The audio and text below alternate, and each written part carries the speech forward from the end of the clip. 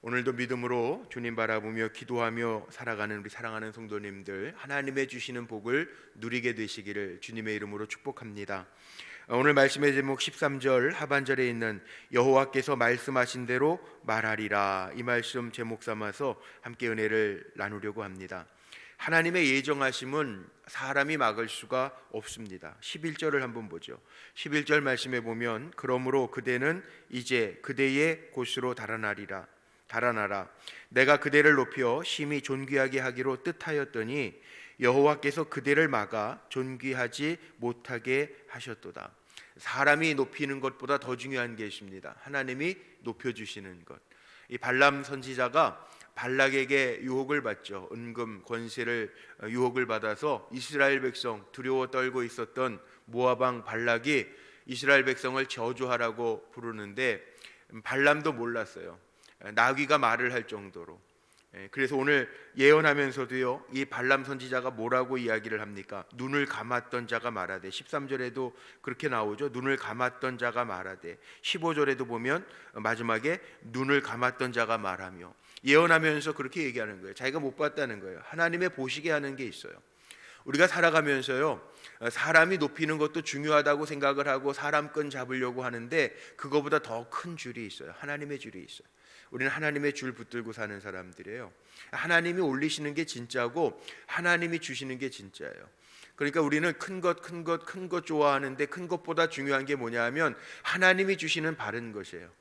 바른 것 보고 살아야 돼요. 우리 그런 것 있죠. 오늘 마지막 25절에 보면 발람도 자기 곳으로 돌아가고 발락도 자기 길로 갔더라, 그렇게 마지막 말씀 나오는데요. 그런 말이 있어요. 뭐 생긴 대로 논다, 뭐 이런 말이 있는데, 사람이요 바르게 살지 못하면 엇나가기 시작하면 이게 참 제대로 돌아오기가 어려워요. 그래서 3살 버릇 80까지 준다 그러는데, 악한 꾀만 쫓고 살아가는 사람들은 그렇게 살아요. 아무리 돌이키고 자극을 주고 변화를 주려고 해도 돌아오지 않는 경우가 참 많아요. 참 쉽지 않아요. 그래서 많은 사람들이 그렇게도 얘기하죠. 예수 믿으면 성품이 변할까? 성품은 본성은 안 변하는데 인품은, 그리스도 닮은 인품은 변할 것이다. 뭐 별 얘기들이 다 많아요. 예수 믿으면 성령께서 하시면 못하는 일이 없으시니까 성품도 변할 것이다.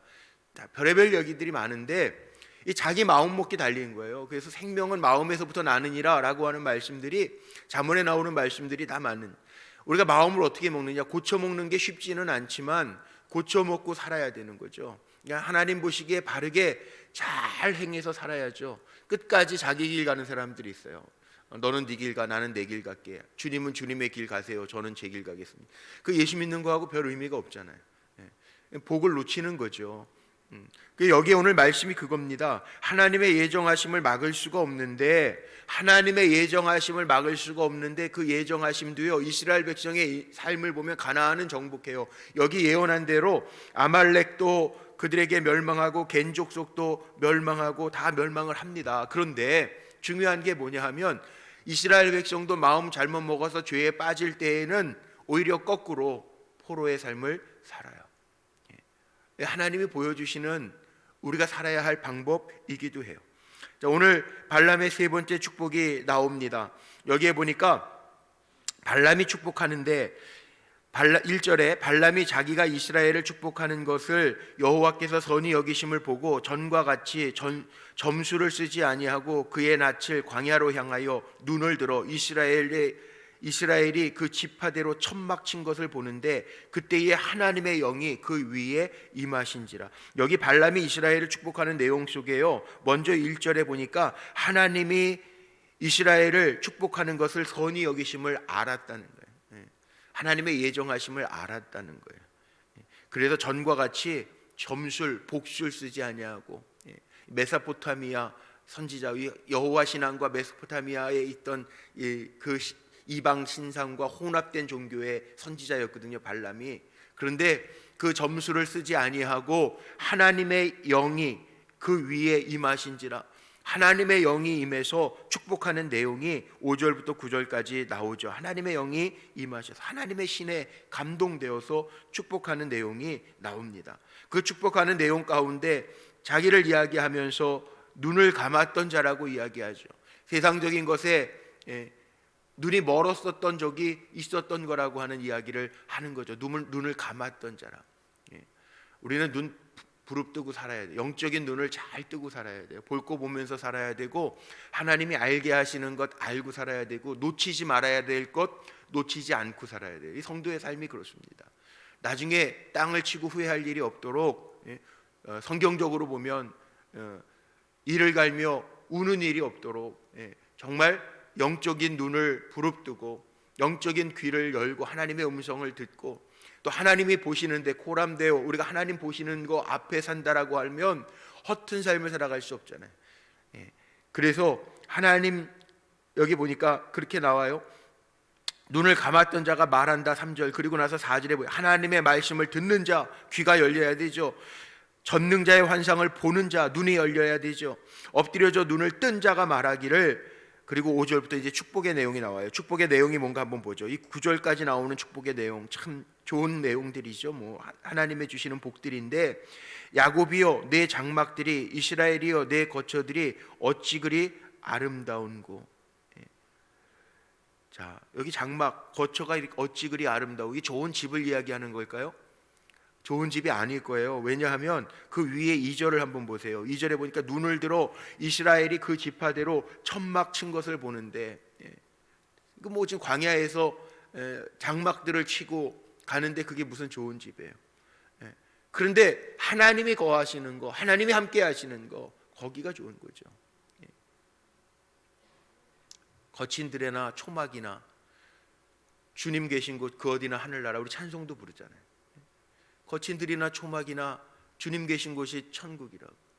이스라엘 사람들이요 10월달 11월달 되면은 장막절기 있죠. 그 대속죄일 한 주간 동안요 좋은 집이 있는데도 불구하고 마당에다가 텐트 쳐놓고 지내요. 참 재밌는 민족이에요. 제가 보니까.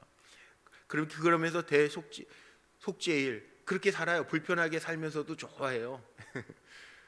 그게 신앙이더라고요. 이게 왜 그럴까? 하나님이 함께 하시고 하나님 앞에 제 속죄함 받고 그게 기쁘다는 거예요. 기쁘다는 거예요. 우리도 마찬가지예요. 뭐 대골 같은 집이어도 잠언에 나오지 않습니까? 고기와 생선이 가득, 육선이 가득해도 다투는 것보다 여간 채소밖에 없어도 그 안에 주님의 주시는 평안, 샬롬의 평안이 있으면 그게 최고라는 거죠. 그 별로 사실은 장막이 아름다운 곳이 아님에도 불구하고 야곱이여 내 장막들이, 이스라엘이여 내 거처들이 어찌 그리 아름다운고. 주님이 함께 계시면, 주님이 인도하시면, 불기둥 구름기둥으로 주님이 만나와 메추라기 먹이시면 그곳이 아름다운 곳이잖아요. 하나님이 책임져 주시면 그곳이 아름다운 곳이라는, 이게 복이에요. 저는 우리 사랑하는 성도님들에게 주님이 가정의 호주가 되어 주시고 목자가 되셔서 친히 이끌어 주시는 은혜로 가득가득 채워지시기를 주의 이름으로 축복합니다. 그 6절의 축복 내용 보세요. 그 벌어짐이 골짜기 같고 강가의 동산 같으며 여호와께서 심으신 침향목들 같고 물가의 백향목들 같도다. 물가의 백향목, 백향목은 향도 나는 나무지만 고든 나무. 그래서 성전을 지을 때, 솔로몬이 궁전을 지을 때 썼던 레바논의 백향목, 좋은 재질의 기둥과 같은 목재, 고급 목재. 하나님이 고급 목재 우리를 세우신다는, 기둥처럼 세우실 거라는 거예요. 그러니까 얼마나 큰 축복입니까? 하나님이 세우시는 손이 얼마나 큰 은혜입니까? 7절 보세요. 그 물동에서는 물이 넘치겠고, 이 충만한 표현이죠. 물이 넘치겠고 그 씨는 많은 물가에 있으리로다. 씨도 마르면 결실할 수 없는데 물가에 있는 씨, 그의 왕이 아각보다 높으니 그의 나라가 흥왕하리로다. 번성할 거라는 거예요. 번성과 진흥.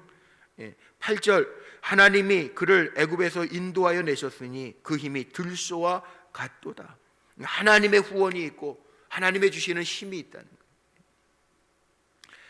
9절 보세요. 9절 끌어안고 누움이 수사자와 같고 암사자와도 같으니 일으킬 자 누구이랴.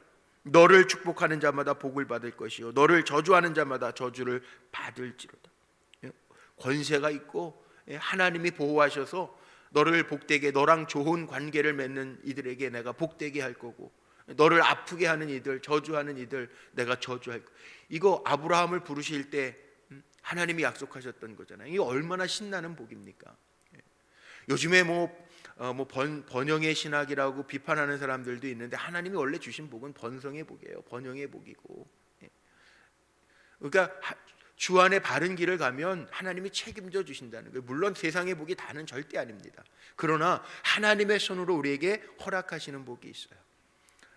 이왕이면 이 땅에 사는 동안에도 하나님과 동행하면서 주님 주시는 이런 복들을 누려야 되지 않겠어요? 저는 복을 아는 대로만 그치는 성도들이 아니라, 그래 그런 복도 있더라, 이건 아니잖아요. 그 복이 나의 복 돼야죠. 이 땅에 살아가면서도 하나님과 동행하면서 사람들이 나를 볼 때 하나님과 함께하는 사람이야. 모든 사람이 그랬어요. 이삭 같은 사람 축복의 사람이라고 이야기하는데 와가지고요, 당신은 하나님이 함께하는 사람인 것을 우리가 알았도다. 창세기 26장 28절에 보면 안다고요. 사람들이 보고도 그랄 지방의 왕들이 와서 보고 안다고요. 당신은 하나님이 함께하는 사람입니다. 우리가 당신과 화친조약을 맺기를 원합니다. 창세기 39장 2절에 보면 요셉 하나님과 동행함으로 많은 사람들에게 하나님과 동행함이 보여졌다는 거예요. 보여지는 거예요. 하나님의 주시는 권능이 보여지는 거예요. 모세 하나님이 지팡이를 지어주시고요, 이스라엘 백성이 한결같이 모세를 따를 수 있었던 것은 하나님이 모세와 대면하여 하나님이 말씀하시는 것을 보고 나서는 함부로 못해요. 하나님이 함께하는 증거들이 나타나니까. 이게 복이라는 거죠. 그래서 이렇게 축복하는 것, 3번 저주하라고 부탁을 했는데 3번 그들을 축복하였도다. 발락이요, 내가 당신을 내 손으로 존귀하게 하려고 했는데 안 되겠다. 그대를 막아 존귀하게 하지 못했으니 11절에 나와 있잖아요. 그러나 발락이 존귀하게 안 하면 하나님의 손으로 존귀하게 하시면 되잖아요. 그 다음에 예언들 보십시오. 부올의 아들 발람이 또 예언을 합니다. 15절 이하에도 계속해서 25절까지 발람의 예언들을 보면 17절 보세요. 내가 그를 보아도 이때의 일이 아니며 내가 그를 바라보아도 가까운 일이 아니로다. 한 별이 야곱에게서 나오며 한 규가 이스라엘에게서 일어나서 모압을 이쪽에서 저쪽까지 쳐서 무찌르고 또 셋의 자식들을 다 멸하리로다. 여기에 보면 한 별이 야곱에게서 나오며 이 메시아에 대한 예언도 나오고요, 종국적인 승리, 다 멸하리로다. 종국적인 승리도 나오죠. 그 다음에 19절에 주권자가 야곱에게서 나서 남은 자들을 그 성읍에서 멸절하리로다. 여기에 보면 종국적인 승리, 빛과 소망이 되시는 하나님의 은혜, 그게 다 나와요. 오히려 그들 다 멸망할 거라는. 그리고 여기 말씀해 보니까 23절에 보세요. 23절 예언하여 이르기를 슬프다, 하나님이 이 일을 행하시리니. 슬프다, 하나님이 이 일을 행하시리니. 여기에 겐 족속, 아말렉 족속, 셋 족속 다 멸망한다는 거예요. 하나님이 일을 행하시리니. 일하시는 분은 하나님이라는 거죠. 하나님이 이 일을 행하시리니. 23절에 나와 있는 것처럼 하나님이 행하신다. 우리의 삶 속에도 마찬가지입니다. 하나님이 행하시는 일들이 있어요. 사람이 아무리 주판화를 튕기고 계산을 해도 하나님이 하시는 일이 있어요. 계산이 안 나와도 하나님이 하시는 일이 있어요. 내겐 길이 안 보여도 하나님이 내시는 길이 있어요. 사막에 길을 내시고 광야에 강이 흐르게 하시는 하나님의 역사가 있다는 거예요. 안 믿는 사람은 할 수 없어요. 왜? 각기 제 길로 가는 거예요. 오늘 마지막 25절에 보니까 발람이 일어나 자기 곳으로 돌아가고 발락도 자기 길로 갔더라. 안 믿는 사람은 할 수 없어요. 자기 길로 가. 아무리 하나님이 길을 내놔도 자기 길 가는 사람은 어떻게 할 수가 없잖아요. 자기 길 가요. 하나님이 내시는 길이 있어요. 믿음으로 가면 하나님이 길을 내세요. 어디에 이르도록? 가나안에 이르도록. 뭐 이게 육의 가나안도 있고 역의 가나안도 있겠지만 하나님 내시는 길 가는. 믿어라 그래도 안 믿는 사람 어쩔 수 없어요. 그거 어떻게 해요? 그러나 우리에게는 하나님의 길이 있음을 보여줘야죠. 우리에게는 하나님의 예정하심이 있음을 보여줘야죠. 우리에게는 하나님의 준비하심, 여호와 이레의 축복이 있음을 보여줘야죠. 그래서 제가 은혜에 대한 설교할 때 보이는 은혜, 여호와 이레, 하나님이 준비해서 보여주시는 은혜가 있단 말이에요. 하나님이 보여주시는 은혜. 저는 우리 성도님들 이 아침에도 축복합니다. 하나님이 보여주시는 여호와 이레의 축복으로 가득가득 채워지시고, 큰 길, 그거 중요한 거 아니에요. 오히려 예수님도 그랬어요. 좁은 길을 가래요. 좁은 길. 큰 길은 멸망하는 길이지만 좁은 길이 생명의 길이래. 하나님이 보시기에 바르다라고 하는 길이 생명의 길이라는.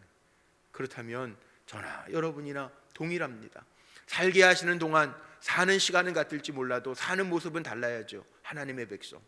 어떻게 살라고요? 여기 오늘 5절에서부터 9절까지 나왔던 축복의 내용들 보면서 이 축복을 받아 누릴 수 있는 삶을 살아가는 게 중요하다.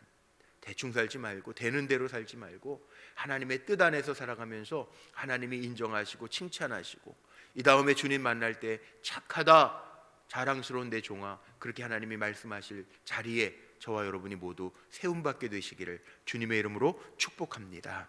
기도하시겠습니다.